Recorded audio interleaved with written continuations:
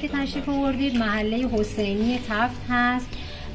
به هر حال قبلا تا چند سال پیش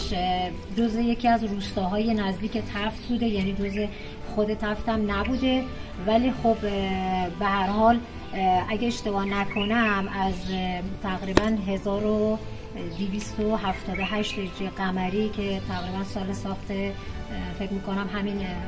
مسجد قدیمی باشه، تقریبا از اونجا و مال آقای میر جمله یه همچین آقای میر جمله بوده، یعنی یه باغی بوده، به هر حال یه روستایی بوده و از اون موقع به بعد دیگه تقریبا تا چند سال پیش که روستا بوده و بعد به بخش تبدیل شده و به خود شهرستان تفت اضافه شده.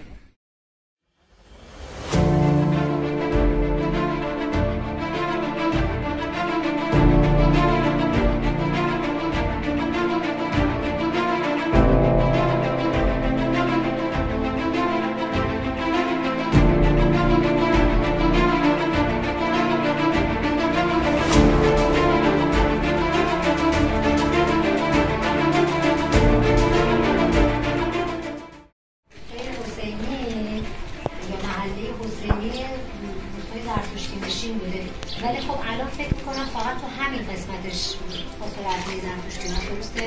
ریشان نکنم ولی اینجا که معروف هست به شیراندار مال زرتشتی هست، بغلش هم قلمدار هست و درخت سرو هست که زرتشت نماد مقدسی هست و اصولا شما اگه نگاه بکنید هر جا که اماکن زیارتگاهی زرتشتی هست ما یه درخت سرو رو میبینیم.